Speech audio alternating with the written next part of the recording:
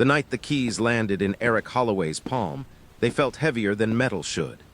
He sat on the edge of a sagging couch in his narrow apartment, the hum of washing machines below him rattling like a tired heartbeat. Outside the window, a flickering laundromat sign smeared red and blue light across the walls, turning his living room into something temporary, borrowed. At 48, Eric knew temporary well. He'd lived his life in margins, between paychecks, between apologies, between expectations he never seemed to meet. His father's funeral had ended 3 days earlier, quiet and thin as winter light. Two brothers stood on one side of the grave, Eric alone on the other, separated by more than dirt and time. At the reading of the will, Kenneth and Greg had taken the house, the land, the accounts. They'd laughed when the lawyer slid the last item across the table, the old garage. "Perfect for you," Kenneth had said, smiling without kindness. Something unfinished. Now Eric stared at the keys and wondered what unfinished meant. Annie, his 14-year-old daughter, watched him from the doorway, too perceptive for her age. "You okay, Dad?" she asked. He nodded, though the truth pressed against his ribs. The garage wasn't just a building. It was his father's silence made solid, years of nods instead of words, oil-stained hands instead of hugs. Eric didn't expect anything inside it. He expected dust, rust, and another reminder that love, like money, had always skipped him. The next evening, Eric drove Annie to the edge of town, where the garage waited like a forgotten thought. The sky burned orange and purple, the kind of sunset that made you remember things you didn't want to. The building squatted on its corner lot, paint bleached, weeds clawing through cracked concrete. Annie said it looked sad, and Eric agreed without speaking. He remembered when the bays had been full, when his father moved among engines with quiet purpose, a man fluent in machines and mute everywhere else. The side door groaned when Eric forced it open, surrendering to darkness and dust. The power was dead, so they used their phones, beams slicing through floating particles that shimmered like ghosts. Inside, the garage felt larger than memory, emptied of sound but not of presence. Then Eric saw the shapes, 4 of them, covered in heavy tarps, hunched like sleeping animals. His pulse quickened without permission. He pulled the first tarp free, the canvas resisting as if guarding a secret. Red paint flared beneath the light, polished and alive. A Shelby, his breath caught. The second revealed deep blue curves, the third a bold orange stance, the fourth a low green menace with white stripes. Annie whispered something holy under her breath. Eric couldn't move. These weren't scraps. They were perfection preserved. In a cramped office behind the bay, he found journals, his father's handwriting marching neatly across decades. Page after page spoke where the man never had, of pride swallowed, love stored in metal and patience. Sitting on the cold concrete, reading by phone light, Eric felt the walls he'd carried his whole life finally crack. The journals rewrote everything Eric thought he knew. Each entry stitched his life to a car, a restoration, a quiet sacrifice. His father had watched from shadows, graduations, losses, Annie's birth, always present, never brave enough to speak. Tears blurred the words as Eric read how hospital bills had been paid anonymously, how every bolt tightened was a sentence his father couldn't say out loud. When dawn came, the garage felt different, less like a relic and more like a confession. Eric returned alone, sunlight spilling through dirty windows, turning chrome into fire. In a filing cabinet, he found appraisals that made his knees weak. Numbers climbed into millions, but money was what shook him. It was the certainty that someone had believed in him when he hadn't. The peace didn't last. Kenneth arrived unannounced, eyes sharp with calculation. He photographed everything, voice rising with anger. "This should be split," he said, the word fairness cracking like glass. Eric felt something unfamiliar settle in his chest, resolve. "Dad left it to me," he said, steady, "and I'm keeping it." Threats followed, legal words like knives, promises to bleed him dry.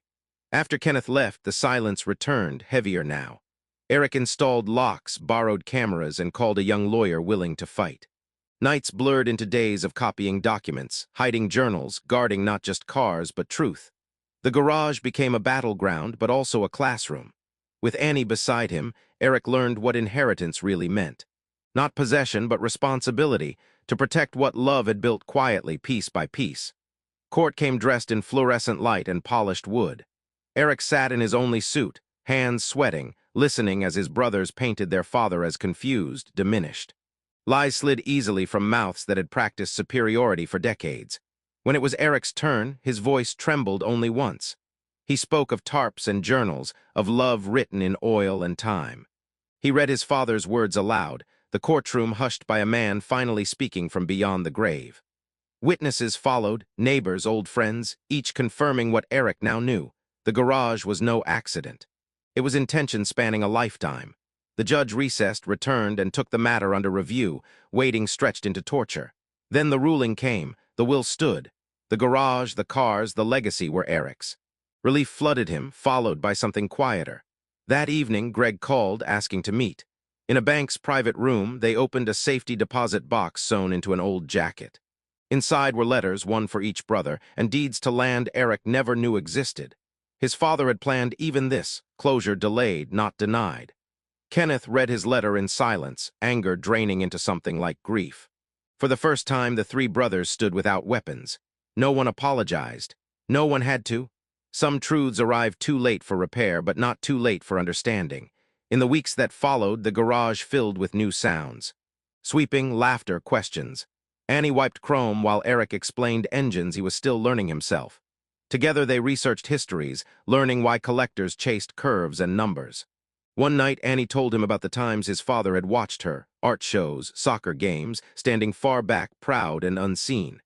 Eric sat down hard, the revelation landing like a final piece. His father hadn't been absent.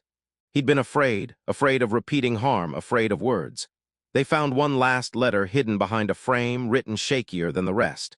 It explained everything, how silence had been mistaken for safety, how distance had masqueraded as care. It urged Eric not to repeat the mistake. Say it, the letter begged. Say it out loud. Eric framed those words and hung them in the office. Slowly, plans formed. Some cars would be sold carefully enough to secure Annie's future. Others would stay, anchors to memory. The land would become something useful, a place where skills were taught, where quiet kids could learn with their hands and feel seen. Eric quit thinking of the garage as an ending. It was a beginning that had waited patiently, like his father, for the right moment to speak. Kenneth stopped calling. Greg visited sometimes, quieter than before, asking questions not about value but about purpose. The garage doors opened again, not for profit but for presence. Neighbors wandered in, stories spilled, and Eric listened the way his father never had. Annie grew taller, surer, carrying both grief and gratitude with a steadiness that humbled him.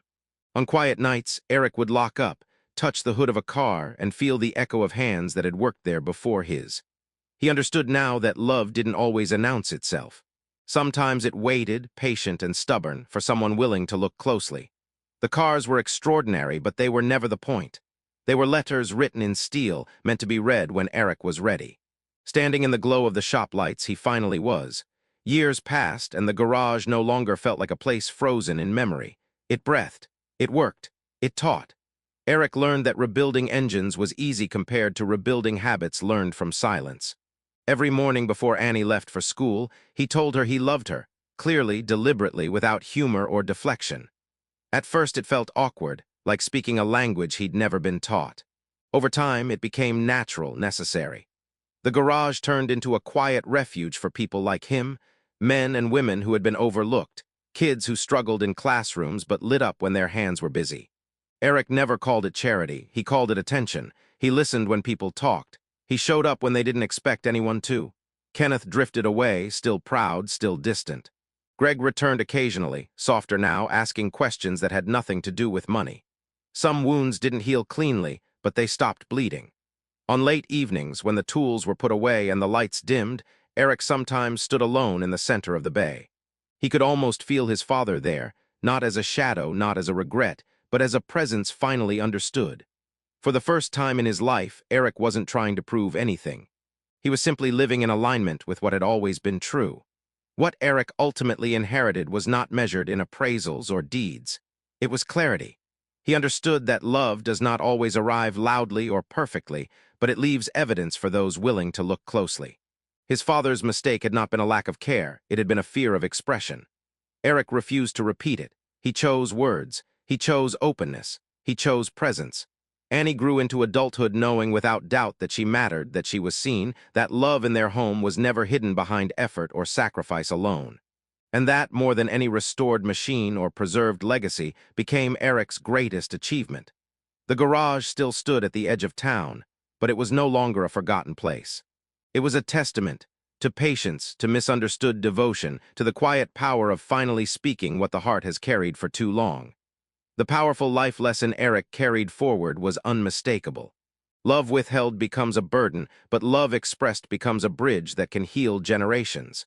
The deepest inheritance is not what is left behind, but what you choose to finally say out loud.